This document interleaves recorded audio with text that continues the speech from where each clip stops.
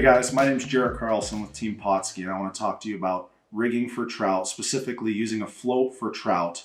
And this is the beginner's guide, so I want to walk you through from start to finish, hook to bobber, what it looks like. So the rig, what we're going to end up with is a basic float rig, bobber rig for trout. And I'm going to break this off. We're going to walk through how to set that up. We're going to go through tying knots, getting the float on. We're going to go step by step from top to bottom. So Pautzke has these new fire floats. These work really well for small to medium sized streams, low to medium flow water, because they load up with very small split shot. And the way that they work is there's a little stem that goes in the middle. And I want you to get up real close here to show that stem that goes inside the middle. And how that goes is the float has a little bit of a slot in it, okay? And your line goes into that slot. And once your line is set in that slot, whoops, you push the stem in on top of the line. Not all the way, just a little bit to create tension. And you'll be able to tell that it's on right when it's kind of hard to pull the line through the float. That stem creates a lot of tension on the line to hold it in place. And that's all you have to do to put the float on the line. All right, so the next step is choosing a leader line. And this is super important. A common mistake that we see is going from here and tying your hook straight to the end of this line. And not that that won't work, but just running straight line is not going to be as effective as running a light fluorocarbon leader. And the other plus side to that is when you get snags and stuff. And I'll explain more about that later. But the way that it works is we go to a swivel. I'll show you that up close. And then we go to our leader line. So let's break it down. So this is a barrel swivel. And this is actually like an ant-sized baby swivel. And swivels come in all types of sizes. The smallest you can find, the better. That way it doesn't interrupt in your float fishing setup. But I'm going to show you how to tie this on. And I'll try to show my most simple knot, but you can also look this up as well. But you just go through one side of the swivel, okay? And then you wrap the line around 6 to 8 times. And once it's wrapped 6 to 8 times, it looks like that. And on the bottom side here, there's a small hole left over from all those wraps, and you feed the line back through that bottom hole. And again, there's a million ways to tie a knot, but this is the easiest. So then when you go through that bottom hole, kind of holds all those wraps in one place, and I like to lick it just to provide moisture. You could put it in the water, and then you pull it tight, and you'll see that knot cinch down really tight. And I'm actually going to put this on my hand so you could see how they coil over and it kind of cinches down. That's the easiest knot. It's plenty strong for the pound test that we use for trout. And you basically just cut that tag end really close. Let me show you here once it's cut. So once it's cut, you can't really see that tag end. And the reason we're doing this is we want to be able to run fluorocarbon leader. So your main line is generally your basic monofilament. It floats very well, and it's a good main line to have on your reel.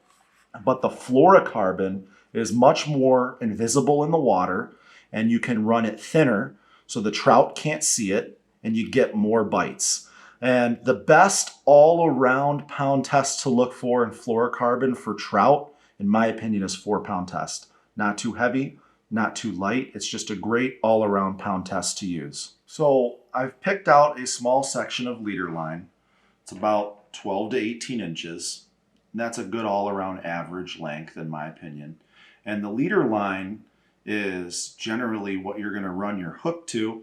And sometimes you'll have a weight on it, sometimes you won't. But I want to tie this onto the other end of my swivel. And the purpose of the swivel is to connect the leader line to the main line. So that's purpose number one.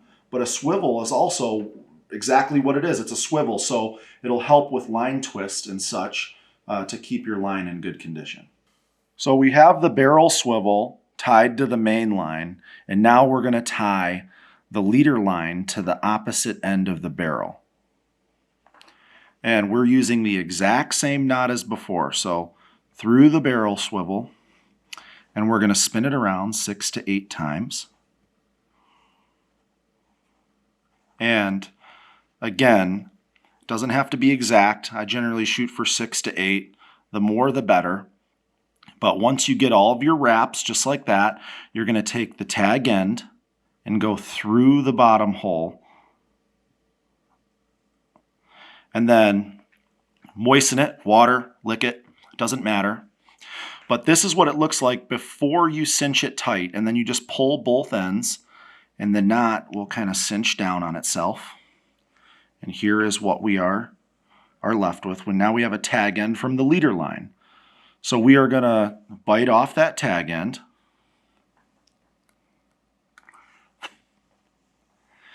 And now we're left with the float on the main line to one end of the swivel, and then on the other end of the swivel, we have the leader line.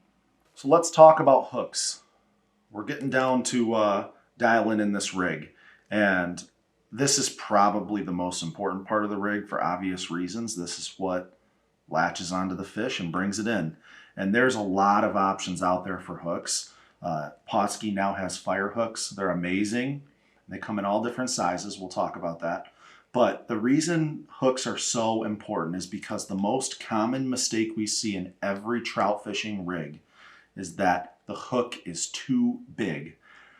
These stock trout that we fish for are very smart. Now don't get me wrong, there are a lot of dumb ones, but you're quickly left over with a lot of the smart ones. So you want to dial in your rig to catch all those smart ones. So I say this all the time. If you think the hook that you're using is too small, use a smaller hook.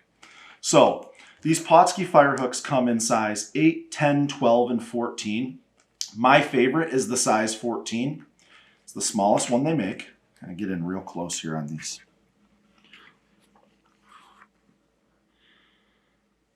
Just as a comparison, these little fire floats compared to one of those size 14 hooks, very small.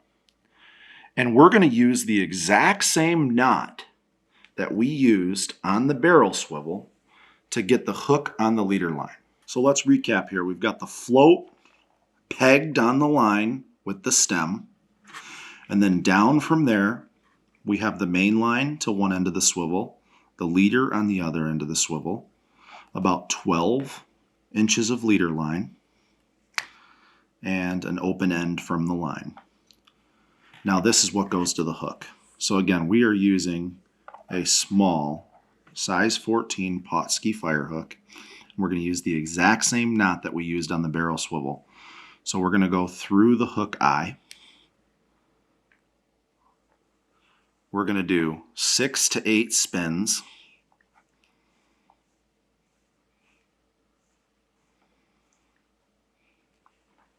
Going to go through the bottom hole. And again, moisten that. Pull it tight. And then we get rid of the tag end. And now we have the hook on the leader line. Now we're going to talk about weight. This is a split shot. And the split shot placement is pretty critical on the line. Now, the slower the water, the higher I like to put the split shot up the line. The best place, or the most common place to put it, is right above the barrel swivel. And it just crimps on there with either a pair of pliers or your teeth.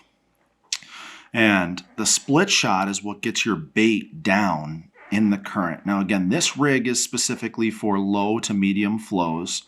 So I like to put it right above the swivel, and then you just have a leader line of about 12 to 18 inches to the hook. Now, if you're running a little bit faster current, you can add a split shot just right above the hook a little bit to get it down a little bit easier. But it can never hurt to play with this on the water, moving your split shot around, moving your float up and down the line to change your depth. That can never hurt, because you're going to get to different areas of the water column, and sometimes that's what gets you more strikes. Okay, now we're going to talk about how to put the bait on the hook, and we're going to talk about dough bait and eggs because that's the most common thing people use for trout under a float. So let's start with the egg. This is Pautzke's premium eggs. This is what it looks like in comparison to the hook size. As you can tell, the hook is almost the exact same size of the egg. And like I said earlier, the smaller the hook, the better. That is super important so the trout doesn't see the hook. And the way that these eggs go on the hook is just straight through the middle. You're not going to pop them. Just hook it right through. And that's what it looks like when it's hooked. So now I want to talk to you about dough bait. This is Pautzke's fire bait. Dough bait is commonly used on the bottom, but it is extremely effective under a float, just like Pautzke's eggs. And I want to show you what that looks like. So dough bait comes in a jar where it's just all one piece, and you kind of just get a little bit with your finger and you roll it up into a ball. And that's what you're looking at with a small piece of dough bait. The exact same size as a salmon egg is extremely effective, and you hook it the exact same way as an egg. Once you roll it into a ball, the hook can go straight through it and fish it the exact same way. So I want to recap the whole rig from top to bottom. We'll start with the fire float. And there's a lot of floats on the market that are similar to this, but the reason that I think the Pautzke fire float is the best is because you get this bright blaze orange top or very high vis green. And the bottom half is black, which is very stealthy. Whereas when the whole indicator is bright orange or something, I think that could be very distracting for trout. But the way that this works is you take the main line, again, through the cut in the float. The main line goes through this cut, and then the stem goes in the middle of the float, and you kind of just push that down to cinch it down on the line. And then you can slide that appropriately for your depth. The higher up the line, the deeper. That goes to our split shot, to our barrel swivel, to our leader, all the way down to our hook with our bait.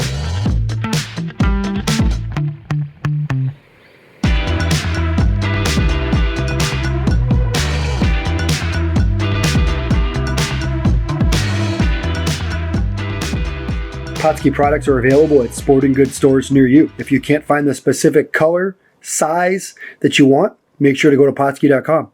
And as a thank you for watching Pautzke Outdoors, we're going to show you a coupon code to be used for 10% off your next order.